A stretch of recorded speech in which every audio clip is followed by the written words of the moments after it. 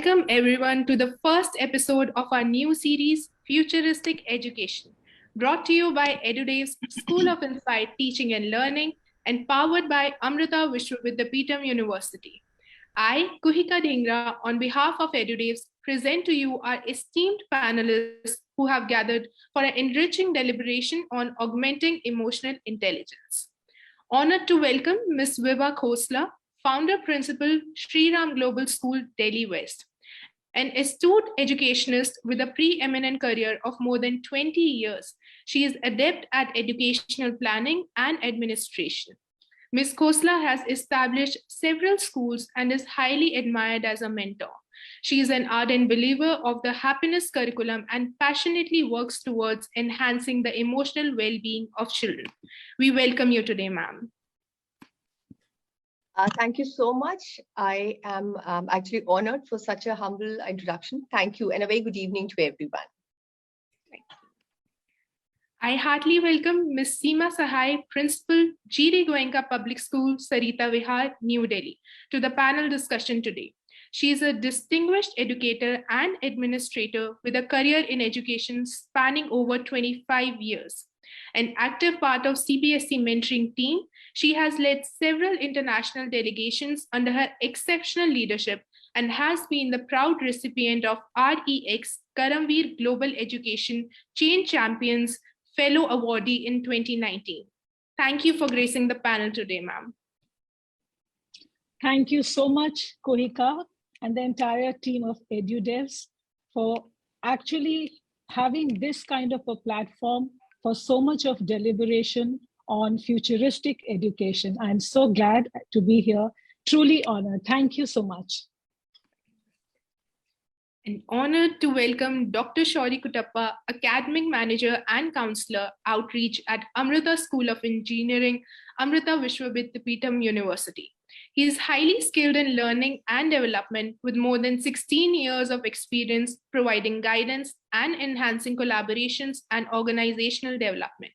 An accomplished group process facilitator, he is a renowned expert in leadership, emotional intelligence, and operational excellence. We look forward to hearing your insights today, sir. Thank you. Thank you so much. Pleasure being here. Thank you so much. Thank you, sir. And I proudly welcome and introduce our moderator for the day, Ms. Devyani Kapoor. A former principal, author, and passionate edu leader, Ms. Kapoor carries over 3 decades of experience in the education sector. A pragmatic thought leader, she is the founder and CEO of Edudevs School of Inspired Teaching and Learning. Accredited Iconic Edupreneur of the Year Award in World Education Awards 2021 by INSEAD in Space, she is renowned for introducing numerous innovative pedagogical techniques and creating new benchmarks in the field of education. Once again, I welcome all of you who have just joined the session. Any questions that you may have, you can put them in the chat and they will be addressed at the end of the session. And now I hand over the baton to our moderator, Ms. Devyani Kapoor. Thank you so much, Kuhika.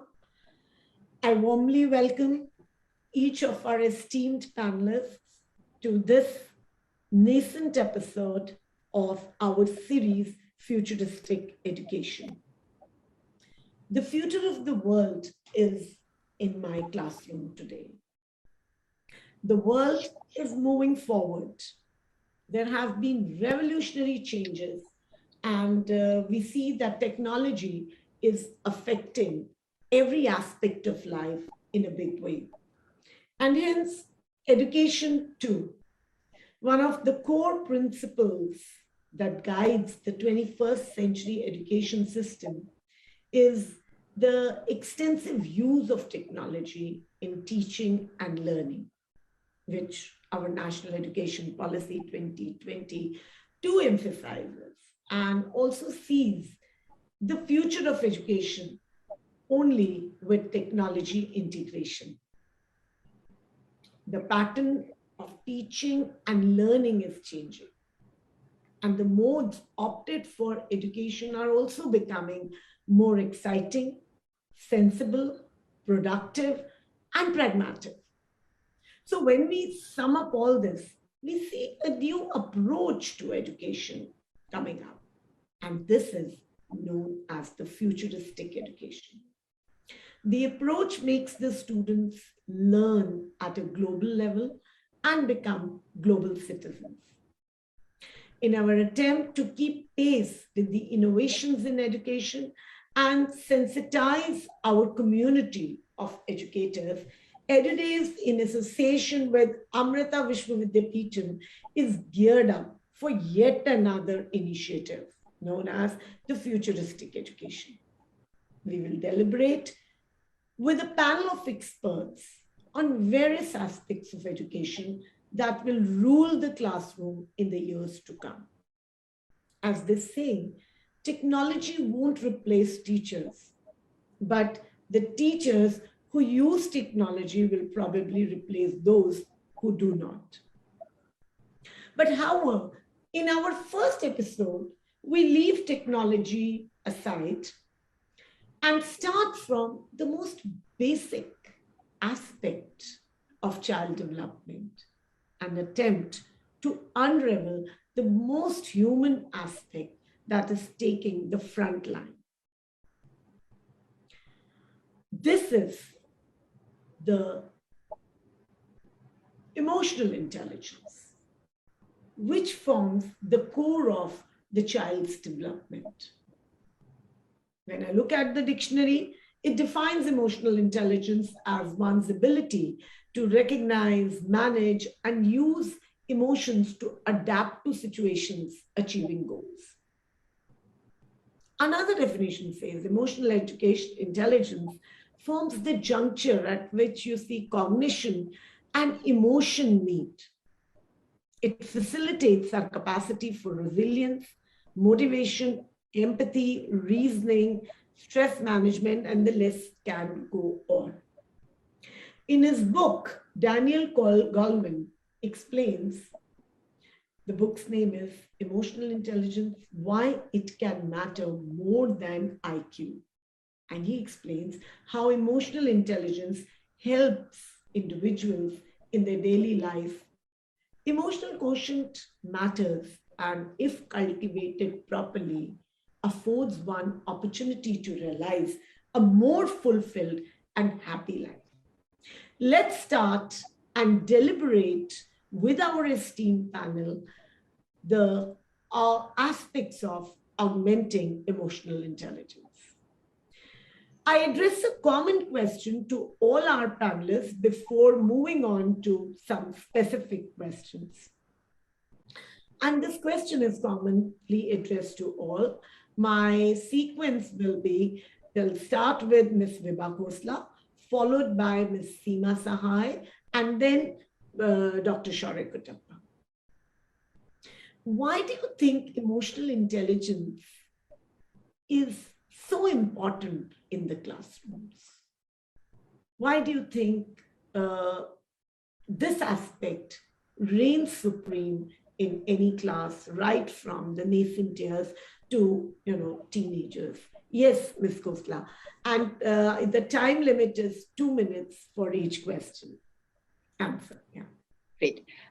Thank you so much, Devyani-ji. A very lovely question that you've asked, emotional intelligence, and you've already spoken about it, that how EQ is even, better than when we say IQ. Initially, we used to say that we're born with the intelligence and that's all about it. But in today's time, with the modern research that we are having, we are seeing that EQ is actually taking a step over.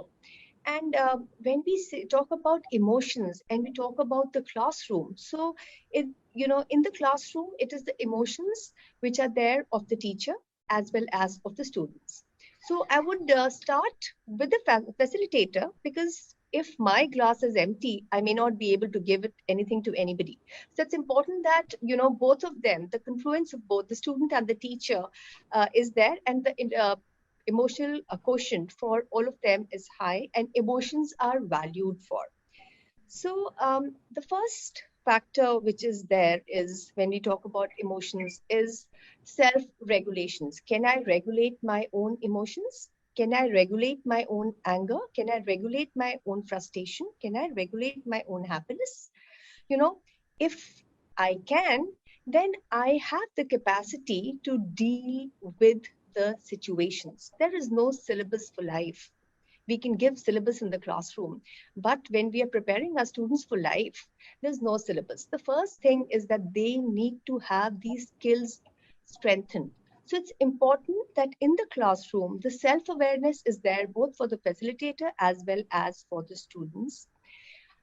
Not only awareness, the regulation part is also there. So it's not that I will not get angry. I can get angry, but how do I regulate my emotions? How do I keep myself motivated?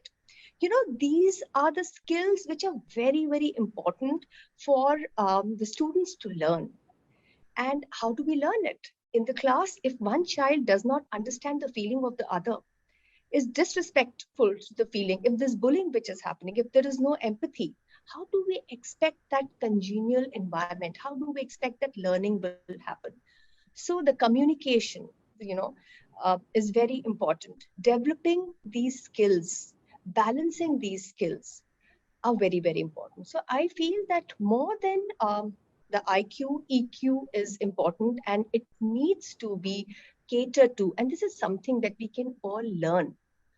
And it's like nature versus nurture. So we can nurture this feeling in the classroom, and it's very, very important to go ahead and nurture it. Thank you so much. I think very well said.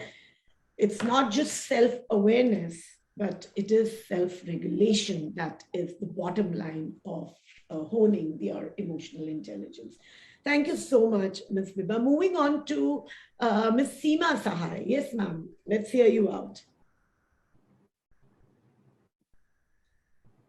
Ma'am, there seems to be some technical issue from Ms. Sahai's end. Let us move forward and we'll have her join. All right, we hear out what Dr. Kuttappa has to say on the importance of emotions in the classroom. Yes, Dr. Kuttappa. Thank you. Ms. Khosla, thank you so much. I think you have very neatly, expressed and summed up how EI comes, what is the interplay of EI in classrooms. A tough act to follow, of course, but I thought I'd just list out 3-4, bullets that kind of come into play. Again, from EI, from a student standpoint, from a student perspective, a couple of things that, make EI that important in a classroom. Number one, emotions or the presence of emotional intelligence can help students tackle and avoid danger. Yeah, EI or emotions, one of their primary functions in humans is to give us the ability to understand and respond to danger.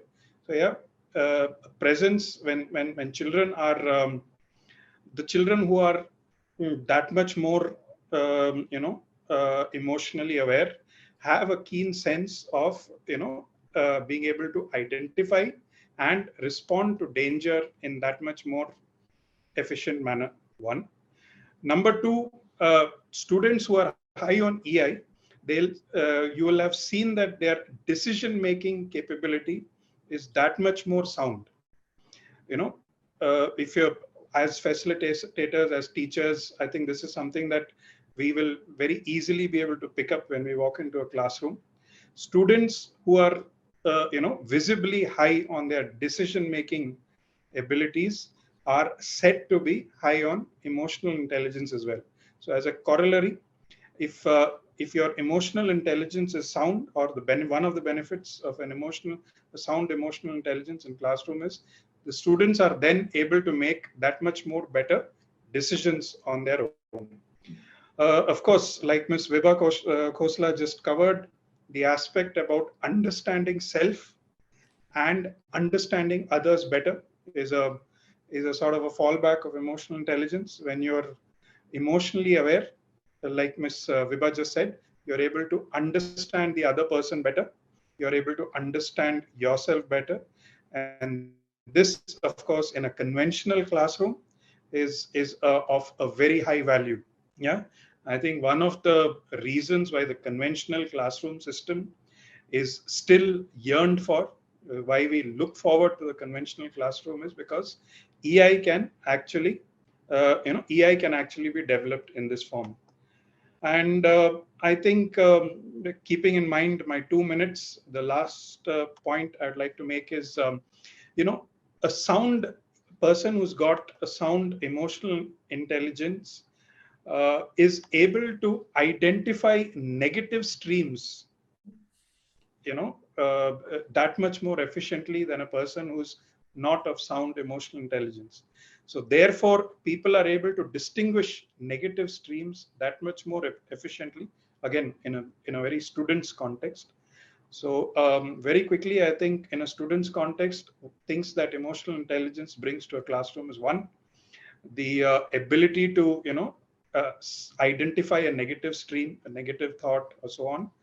The decision-making ability, again, that is like something which will help facilitators also separate or distinguish between highly EI capable and not so highly EI capable students.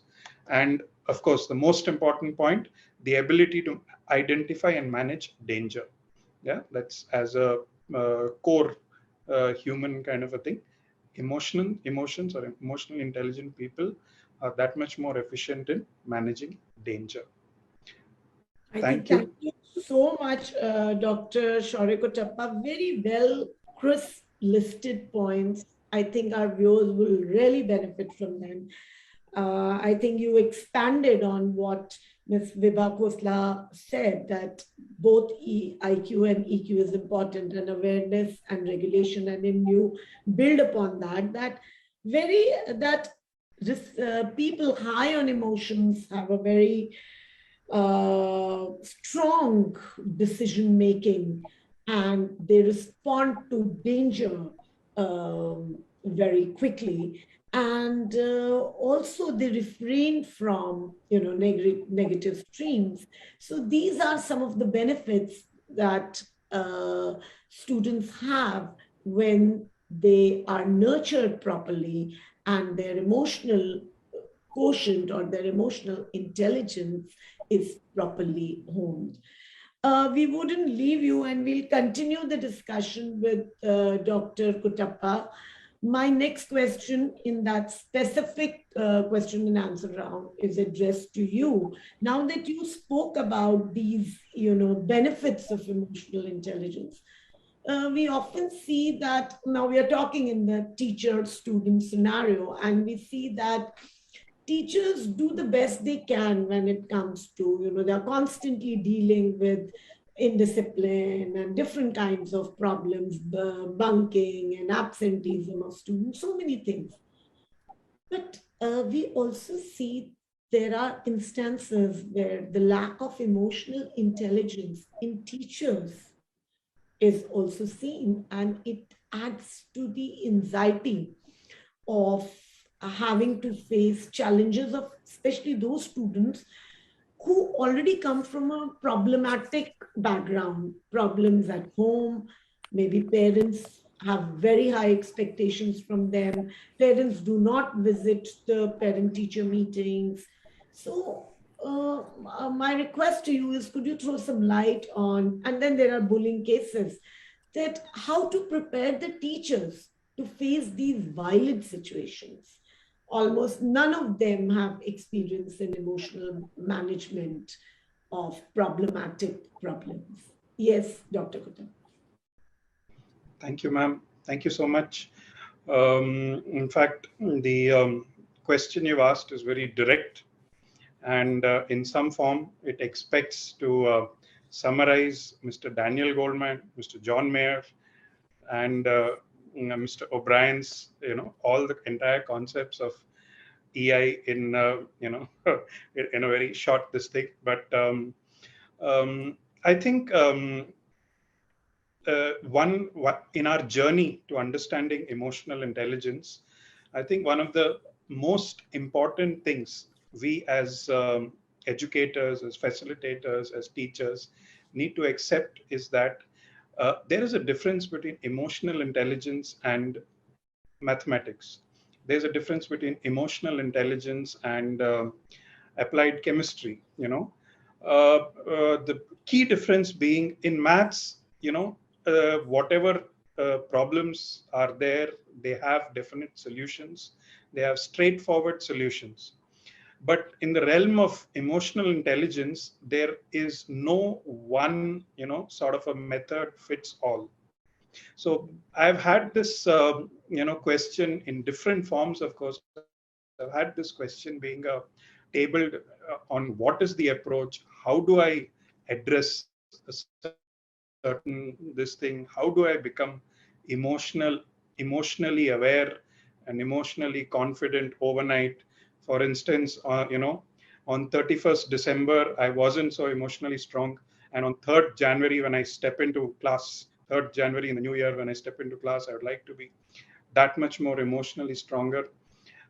Unfortunately, that's not how it works. Yeah.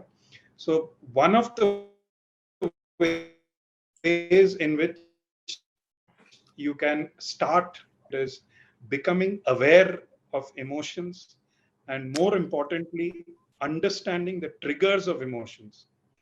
Once you start seeing those triggers once I start seeing those triggers in myself, I will then be able to see those triggers in the next person, maybe my colleagues, maybe my bosses. And once I, become adept at identifying those triggers in my colleagues, I will be able to see them in children.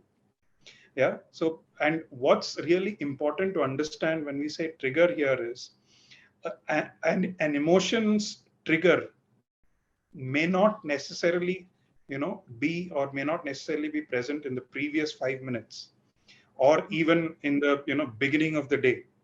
An emotion that I experience right now might actually have its trigger as far back as 3 years ago. Yeah. So the literature in emotional intelligence says that it is the start point is one to identify that trigger. As once you start identifying the trigger, then the next step is, of course, self management. And when you start doing self management, you will automatically be able to see that same stream in the person next to you. It could be a parent, it could then be a student, and so on. A couple of aspects, I think, taking a leaf from Daniel Goldman, since we are on his his concept of emotional intelligence, is uh, empathy, self-realization, sort of knowing myself that much better, and then relationship management, using that information that I know about myself to and how it interplays in my relationships with others. So these are some ways. If I, as facilitators, since we are facilitators, we are able to sometimes go back in the evening and really observe ourselves throughout the day. So when we start observing ourselves throughout the day, more and more, we get to identify these triggers. And when we actually are able to identify the triggers in us, it is that much more easier to identify the triggers in the person in front of us. That then gives us, the initial answers, or puts us on the initial path to this. The other thing, one or two things, if I don't know, how am I on time? Do I have 2 minutes? The other two things that I would like to debunk is, number one, I think emotional intelligence got a lot of focus since 2005 when Daniel Goldman's book got published. But there are several, there are several concepts of emotional intelligence which have been around. For instance, there's John Mayer, who talks about the trait model of emotional intelligence, where he looks at human traits and he shows how we can balance our emotional intelligence based on the traits. There is another model which talks about the ability model, where it looks at human abilities, lists them out. There are about 6 or 7 abilities, and relates how we can build our EI, or where we stand on EI based on ability models. Each of these models has their own instruments, psychometric instruments, where we can self-calibrate and then work on a development model. Of course, I'm sharing this for those teachers, professors who are interested in furthering their journey on this. So I thought I'd share that. Yeah, I'm I'm done. I so hope much. Yeah. I know I've not directly addressed your question, but I hope I've put people on a journey towards it. Absolutely, absolutely. And I can see that this deep diving comes because of the background, because your area of specialization is psychology. And that is why it was a very deliberate attempt to bring you on the panel and give us that insight, the deep dive insight, which we will all look for. And I think none of us would have identified that it's important, to see and identify the triggers of emotions, which may not be visible at that point of time, or which may be an impact of some incident which has happened years ago. Thank you so much, Dr. Shore. Moving on to, is Miss Seema Sahai there? Yes, I am very much here. And sorry, I lost connectivity. No problem. Power cut. Yeah. And so, this is how it is a test of our emotional intelligence, of remaining composed and calm in all oddities. Absolutely. Yeah. Thank you. So, I was reading an article that stated that emotional intelligence helps students measure their social and emotional skills that are necessary to handle all kinds of challenges. And when we talk about preteens, that is adolescents, it's very necessary for parents to collaborate with the schools in helping gain that inner confidence. Sometimes, I've been into the system, you are in the system, and we see there is some kind of a gap which exists. Like parents would say that, at home the child is performing. Yeah, at school the teachers would say the child is very happy and he interacts, but at home the child somewhere recedes into his own shell. There are gaps. So my question to you is, how can schools foster that engagement that will help them guide parents who a lot of times push their children too far? For example, they want them to be acing sports, learning music, and excelling in academics. Then, so, obviously, despite their best intentions. So just throw some light on that parent and school relationships, and how can we have a seamless outcome on that? Yeah. Yeah. So thank you, Ms. Devyani. I think one question seeps into the other. And as I missed the first ice-breaking opening statement, so I will just club what I have to say. And of course, as an educator, as a principal, honing the children into a wholesome individual has always been the underlying, motive and inspiration for any teacher. And end of the day, I always think it this way, that it is a beautiful partnership between the parents and the school in honing all the abilities of the children. We all would agree that every and any child, whenever we talk about schooling, it has always been the primary concern of parents that bacha mera intelligent hona chahiye. So all the focus has been on the intelligence quotient. And that only allows for threshold competence of the child. It was as late as the 1950s when Abraham Maslow actually spoke about emotional strength. And then came with Michael Beldock in the year 1964, that there was talk of emotional intelligence. And then, of course, in 1983, Howard Gardner came up with multiple intelligences.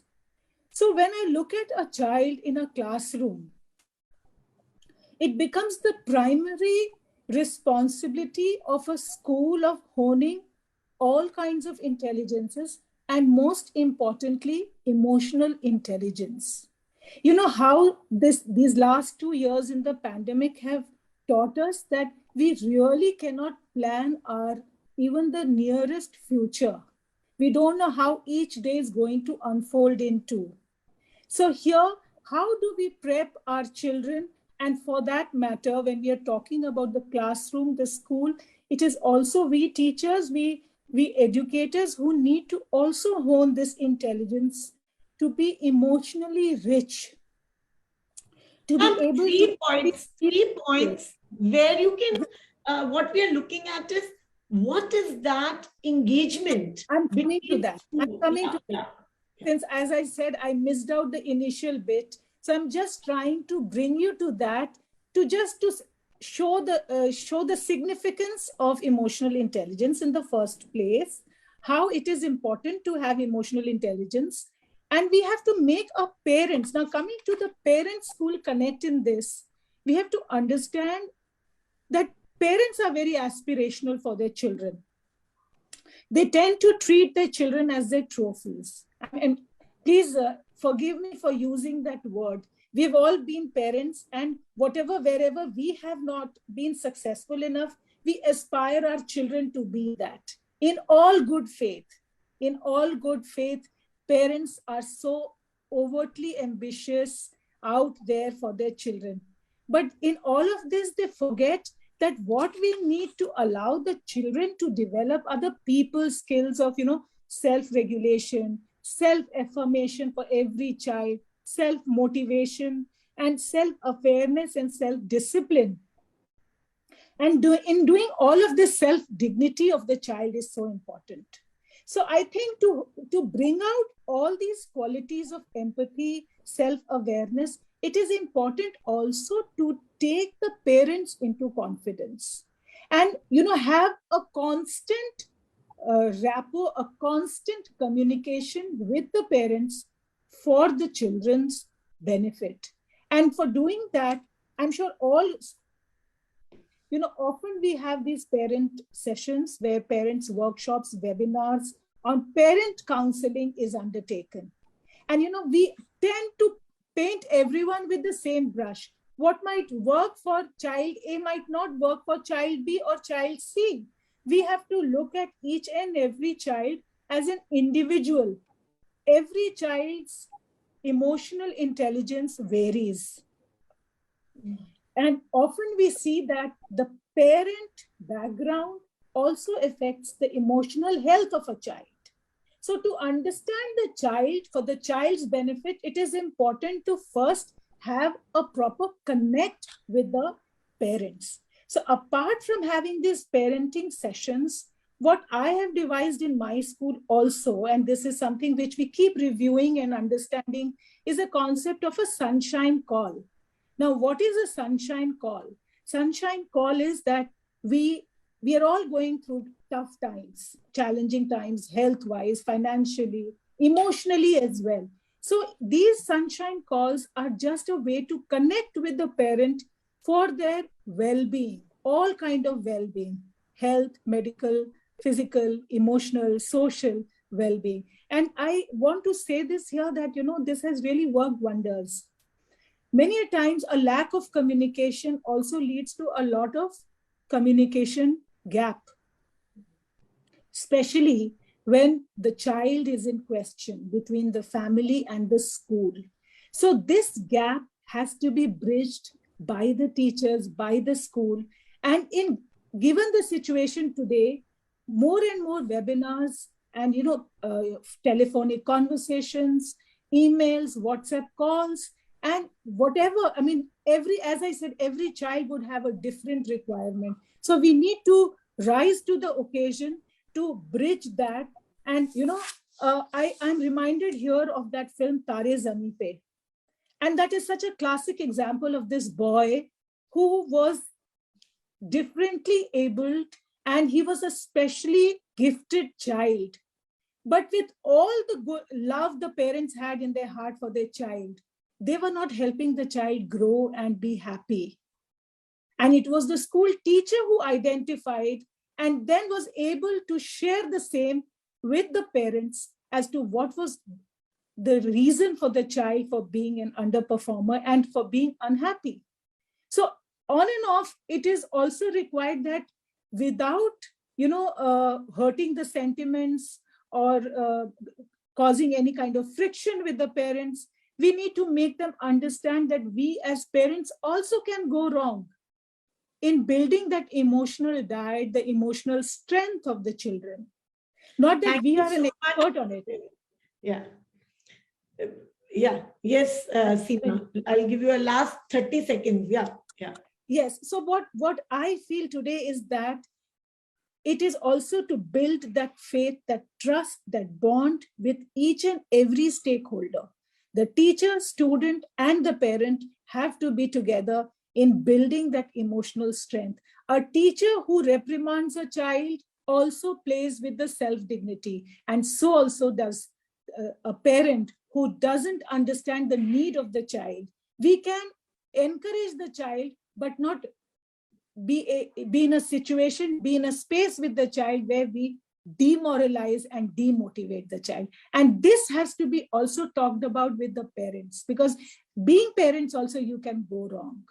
Yeah. That is most Thank important. you. Thank you. Thank you so much, Seema. Very well said. And I really like the idea of sunshine call and educating the parents. We are already at 4:34, 5 o'clock we'll wind, and there are so many questions on which we need your input. So please be brief and crisp. So moving on to the next panelist, Ms. Vibha Khosla. I'll directly ask the question without laying the setting the stage, that since we all know we are talking about emotional intelligence, and it is the student and the teacher that is, and in fact also the parent well-being as well. But to you, I ask that there is something known as inner preparedness that is required to handle, emotions. Now, when you talk about age groups of adolescents and teenagers, their focus is more on reason, less on reason and more on emotions. So emotions are very high. And you spoke about self-awareness and self-regulation. And I want you to build upon that. How can we enhance the spectrum of the self-awareness and self-regulation in the classroom so that the actual value additions takes place and the EQ of the student is built? Yes, Ms. Vibha Khosla. Okay, thank you, Devyani. So when we are talking about raising the EQ, and when we're talking about the adolescents, so one thing I would like to say that our adolescents today are very keen and they are aping the Western culture, right? We are very well talking about values. We say gratitude. You know, it's a word which has just come up. We are talking about forgiveness. We're talking about compassion. What is this? And I'll go and in the class, I'll go and ask that which are the Indian scriptures that you've read? Everybody would say, I've read Ramayana, I've read Mahabharata. These are the things, these are the contrary things that I feel. Here I would want that as a school, we need to sensitize our children to what all we have. It is not our, culture, our heritage is not limited to just Ramayana and Mahabharata. Have we ever gone and seen the Vedas? Have we seen what, the yoga philosophy is speaking about? What is Buddhiman? हम बोलते हैं बुद्धिमान है. बुद्धि है क्या? So when I'm talking about buddhi, buddhi is what? Is it only intelligence or is it being wise? It is also being having the worldly knowledge. How do we have this worldly knowledge? We have this worldly knowledge when we are in a state of balance. What is the state of balance? The state of balance which is in harmony with the nature. We say sattva, we say tamas, right? So क्या है वो? जब हम सात्विक खाना खाते हैं तो हमारा सिस्टम अच्छा रहता है, तो हमारी सात्विक थॉट्स होती हैं, तो हमारा सिस्टम अच्छा होता है. तो जब when we try to go ahead and tell our children what value system is, what is gratitude? Gratitude is karma, right? We are doing karam, altruism, do it, selfless service karo. What is compassion, seva? These are all the terms which are already there in a culture, but we are trying to forget. If we keep, enlightening our children with these strong values, forgiveness, shama, empathy, fit into the other person's shoe, try to understand the other person's feeling. If we try to keep sensitizing our children to these values, we will see that they will be in a state of balance. Their EQ would be higher. We need to teach them what is savoring, having a savoring date with your own self. I'm trying to be very fast to sum it up fast. What is mindfulness? Dr. Kutappa so nicely spoke about those techniques. All those techniques are the techniques that we have for mindfulness. Be here now. Your concentration will be there. Your focus will be there. You will understand things. Meditate, right? Yoga. So like Seema ma'am, she just said, so what we've done in our classrooms, when our classes start, we can't tell children, do this, do this. So our teachers and our students, they do Anulom Vilom. We tell them to chant. So what are we doing? We are getting them to our value system. When our value systems will be strong, our emotions will be better because we'll be in a state of Vidya, a state of balance. We say Vidya and Avidya. So we'll be in that state of equilibrium. So that is what we need to do in our classrooms to sensitize our children to those things. I think that's going to. I'll interrupt you, and I want to ask you here that what you're talking is really makes sense. But how will you sell this to a 21st century student who is in the milieu of fast pace, the gizmas, the fast-paced life from food to the technology to everything, and what are those three things? I mean, I'm sure till in the primary and the middle school, still you can, but to adolescents and teenagers, what are those very practical techniques which are suitable to a 21st century, like you were talking about being mindfulness? How are you going to press this and sell it to a student who is 21st century student of class 9, 10 or 11? That is my question. Great. So I spoke about savoring. When I say savoring, can't I tell my children, okay, fine, today we are all sitting for a virtual class. We are going to have a cup of hot chocolate milk, each one of us. We're going to have a savoring date, right? Tell your children, these children would be so super excited. Today we have a date with the teacher. We are going to see कि उस chocolate दूध में क्या क्या है, क्या क्या स्वाद आ रहा है. Somebody has put Hershey's, somebody has put Cadbury's, somebody has put some other brand. They'll tell you the taste. They will understand कि उसका उस time पे क्या flavor आ रहा है, what is the benefit. That savoring would lead to mindfulness. They would be there, present there. So see, adolescents we've also gone through that phase. So I feel that they are smart. We need to be smarter. And if they're smarter, we have to be smartest. So you have to talk their way. You have to walk their way, right? For telling meditation, what we do with our junior classes, we just tell them, okay, beta, this is a flower. Smell the flower. Now, this is a candle that you have, blow a candle. What are we doing? We're telling them what is inhaling and exhaling, right? So I feel that, with children, you have to fit yourself into their shoe. You have to understand what they like. They may like to throw pranks. They may like to speak about you. They may like to speak bad about you. Accept it. Let them learn from their mistakes, right? Let them know that they can say no.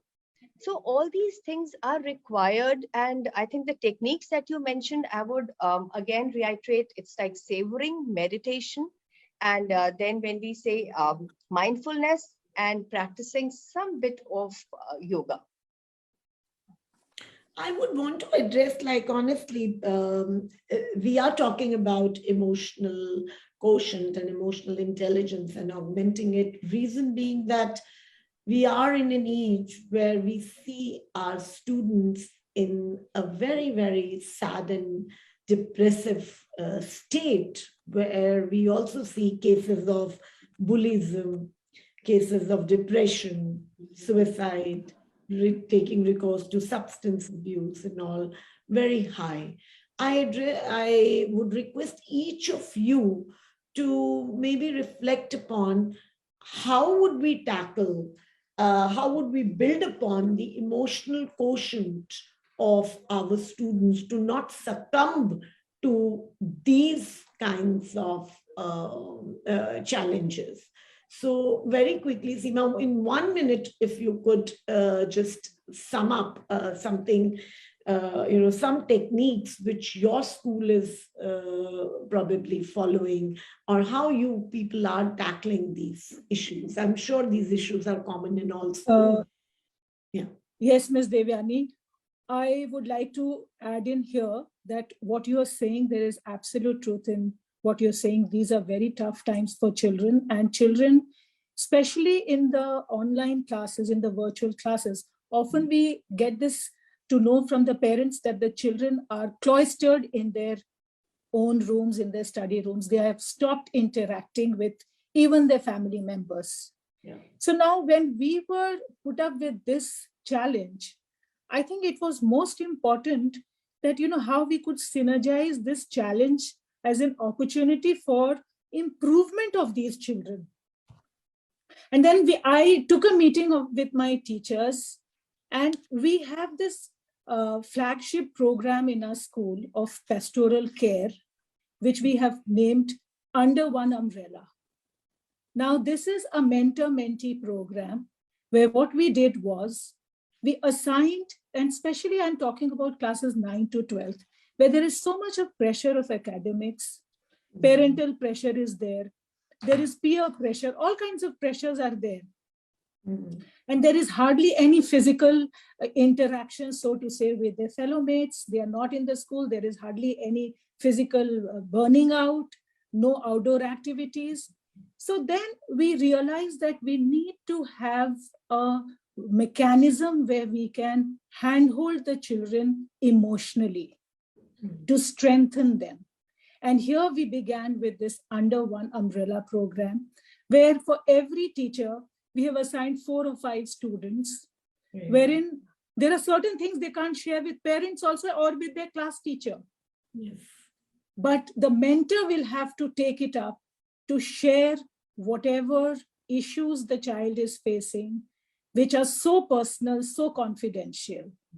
And I'm telling you from my these so many years of experience that this school program has worked wonders, and children have come out of their closet to share so many of their issues, and has brought them much more closer to their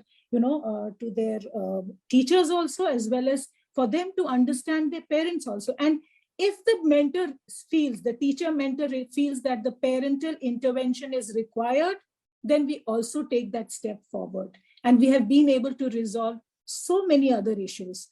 Another way of looking at it, of bringing the children together, what Ms. Khosla said, of course, meditation, physical well-being, webinars, mindfulness, all of this works very well. And also, along with this, it is also important to entrust the children with the responsibility. Right. So I felt that there is a lot of scope for inverse leadership.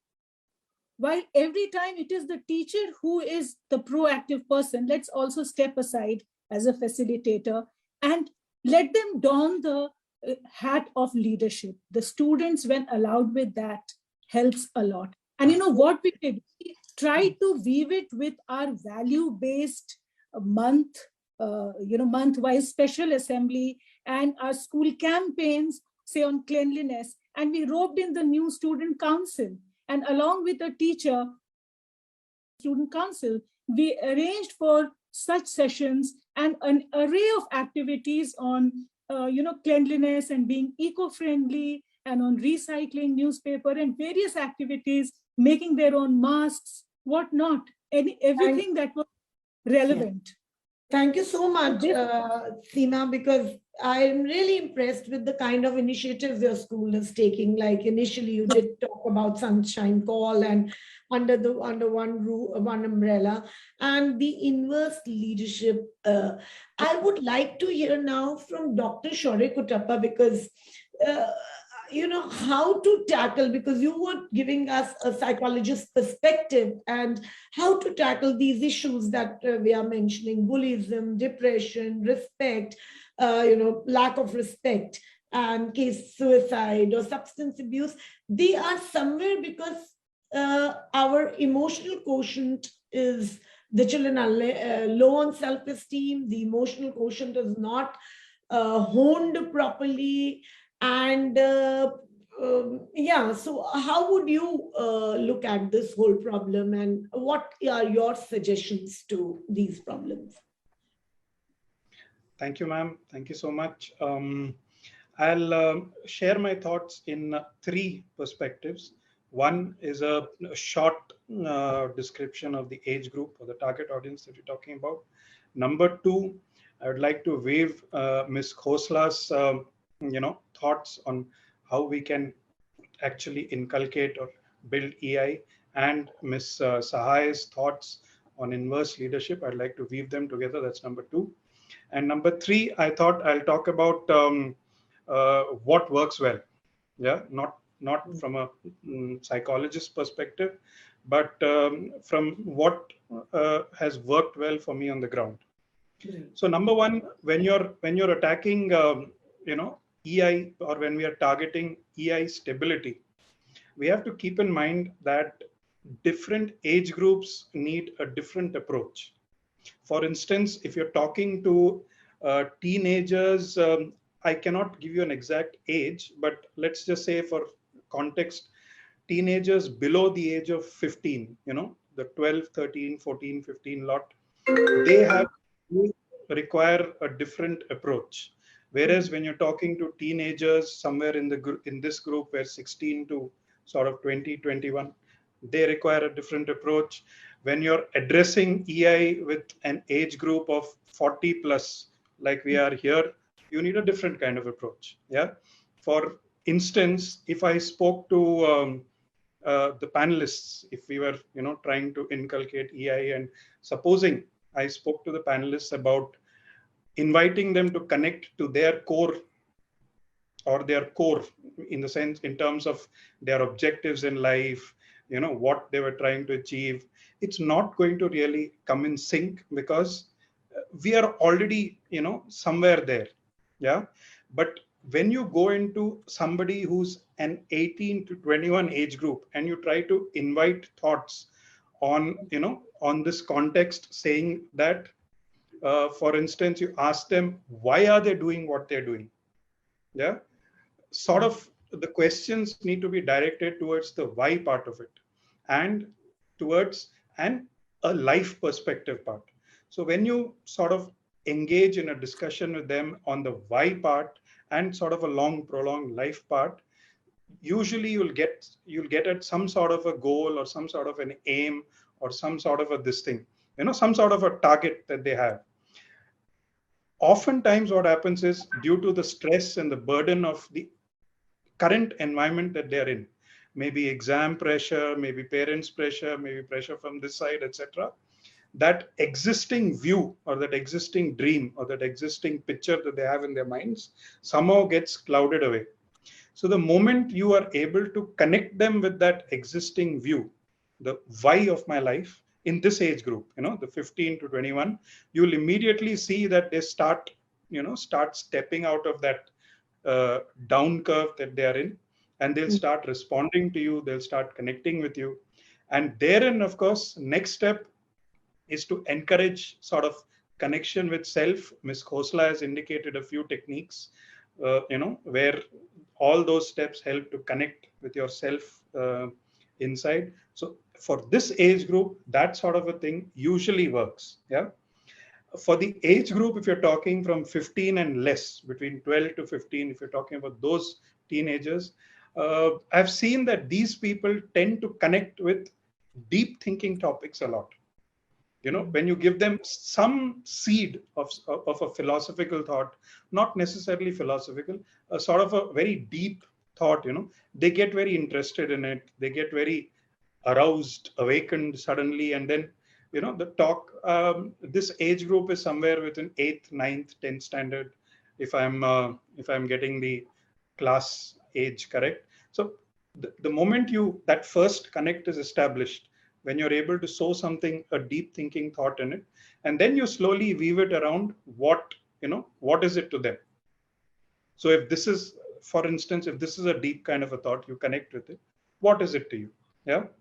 An example, if I were to give a very commodity kind of an open, simple example, so that we understand what I'm trying to talk about. Let's say we want to buy some item, a phone, or maybe let's say we want to buy a car. Yeah, one of my values probably is altruism, for instance. Yeah, so one of my values inside me is altruism. Thereby, I believe that any organization that donates some of its profits to for good work, is a good organization. Then I start looking for organizations that do this. Top of my mind is, okay, Tata's had donated 500 crores to the pandemic relief effort and all that, and thereby it connects with my values, it connects with my beliefs, and therefore I will buy a Tata car. So similarly, I'm saying that when you interact with this age group, you need to be able to arrive at that connect. What is their basic value? What is their basic this thing? The moment you have triggered that, your building on the emotional quotient journey becomes that much more straightforward. Whatever emerges thereafter, you follow that and you take it forward. So Of what course, I'm trying to say is that you have to constantly feed the children with challenging situations which they constantly relate to. As we are running short of time, I would quickly want to jump on the questions from the audience. We have very interesting questions. We have similar questions from Ms. Bhavya, GD Goenka Public School, Delhi, and Ms. Neeti Gulati, Ramjas International School, Delhi. Both our viewers want to ask a question which is quite similar. That number one, how to build emotional intelligence among the students during this pandemic situation. And the other one says how to ensure the students feel encouraged to be proactive learners despite the learning gaps that we have been created past 2 years of online teaching and learning.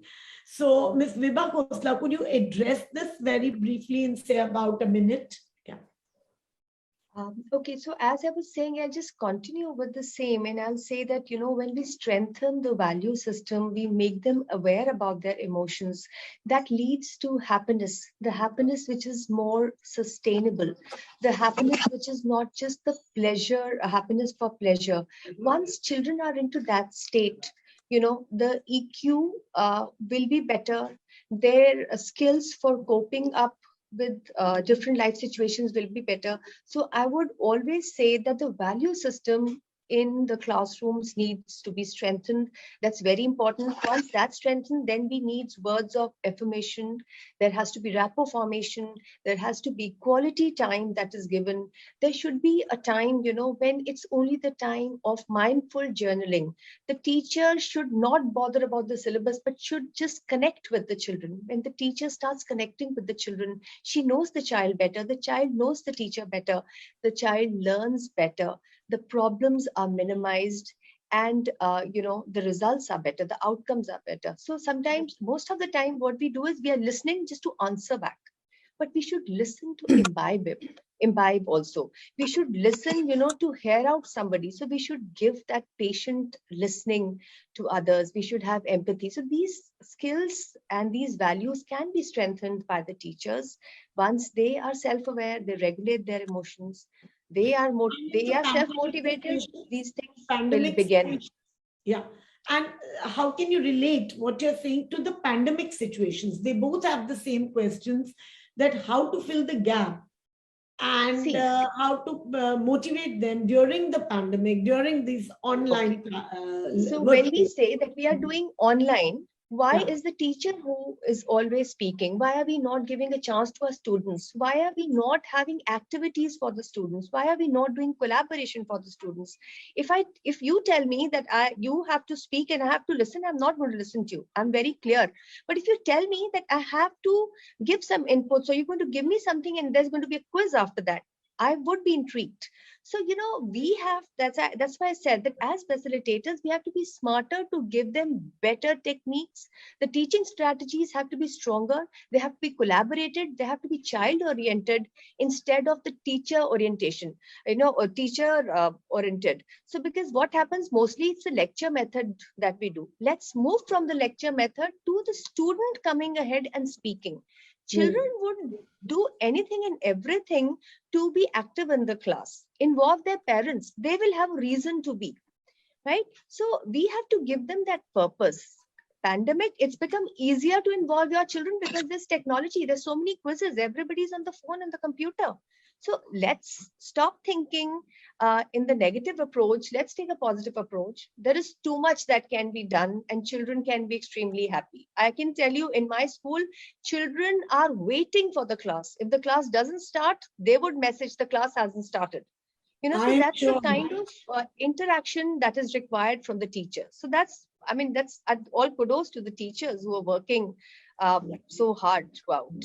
Great. I think very right. And some of the tips that Ms. Khosla has given, that the teachers need to bring in some kind of a newer techniques to involve students, be collaborative, and sometimes have a date of hot chocolate with their students too. That was a very interesting aspect.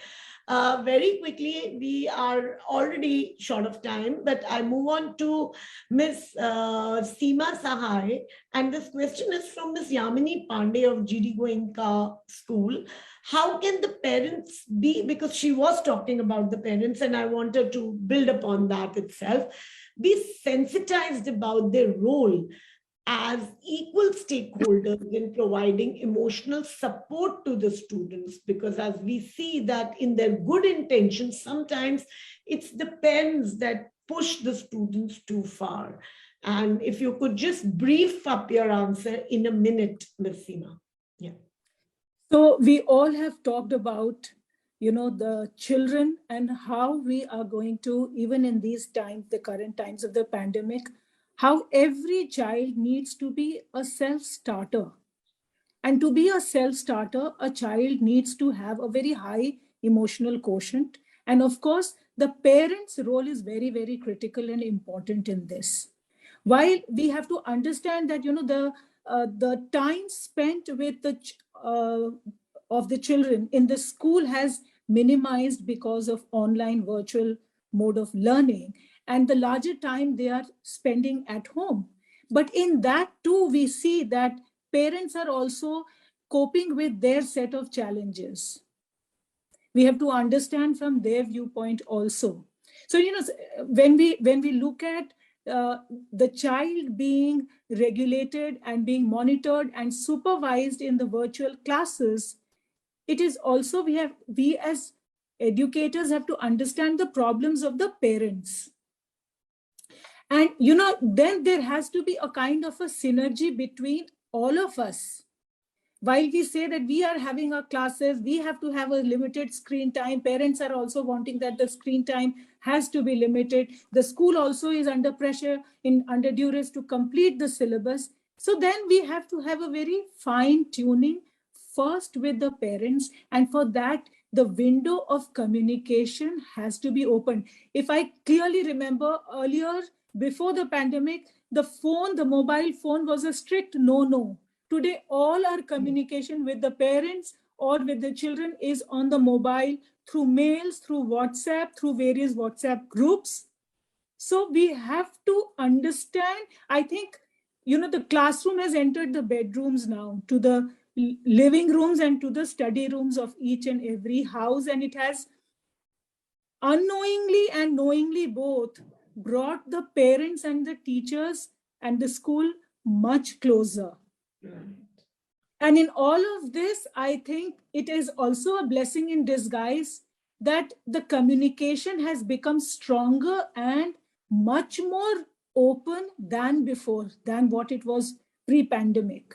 So right. The parent has to also understand that they don't have to push the children so hard about education. We are in the online mode. There are certain activities which are compromised. Today, first and foremost, emotional well-being and health is most of priority today for everybody. So for that, we have to have a very fine tuning and strike a very fine balance of everything with the parents. And I think here, as much communication can be established by the school through all kinds of, exchange of mails and letters And even whenever there is a, a possibility of having in-person parent-teacher meetings, that needs to be organized. And we have done that on a class-to-class basis, where we have called groups of parents and met them in person, talked to them, so that we are able to have, the best of whatever the situation given in hand. Right. But yeah, I also feel that, apart from the fact that a virtual world has brought parents, teachers, and the classrooms closer to each other, I think that somewhere increased the anxiety of parents, as if they're constantly checking in. I don't know, I've been hearing it out so much that they've been constantly checking in how the teacher is teaching, whether my child is responding or what. So somewhere the surveillance that is there on the class, functioning of the class, has increased manifold, and that has led to pressure on the educator, a pressure on the child, a pressure on the school. A word of advice to the parents is that because in the physical space also, you were never there in the class and your child was performing very well. So let there be days, let there be hours, let there be classes where the children and the teachers are having fun. They are talking something which is inconsequential, or probably just venting it out, and not do a surveillance and an audit of the class. Don't you think that has been happening? That's something. Ms. Devyani, I would like to come in here. Yeah. That what thing happened initially. It's been 2 years now, and I think we have been able to iron out all the creases. And now parents are very well settled. So our strategy today is, if there is any kind of concern, I won't say complaint, any kind of concern on email or telephonically or on the WhatsApp group, we immediately address it. So today I can say this with elan, that all our parents are settled, and I'm sure Mrs. Khosla would also say the same for her parents as well. Today the parents are convinced, they are affirmed that our children are able, the schools have turned around 360 degree and are doing a fantastic job. And we have learned, we have evolved in the last 2 years. And given the situation, given the scenario, I think this is the best all the schools could do. And we are doing the most, and we have made the most of the situation. So parents understand that. And I think on this point, they are fairly settled now. In fact, bringing the children back in person to offline mode will be another Herculean task. Absolutely. Because now they've become so used to being in the online mode. Yes. Thank you so much, everyone. We come to the end of this show. In conclusion, I would just say that emotional intelligence influences what we do, who we meet. It determines how we look, how we feel.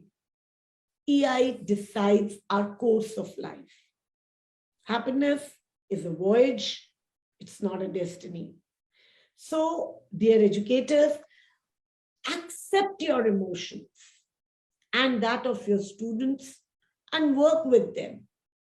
Conventional teaching just imparts knowledge or fills students' brain with facts, but today's educators have a broader role.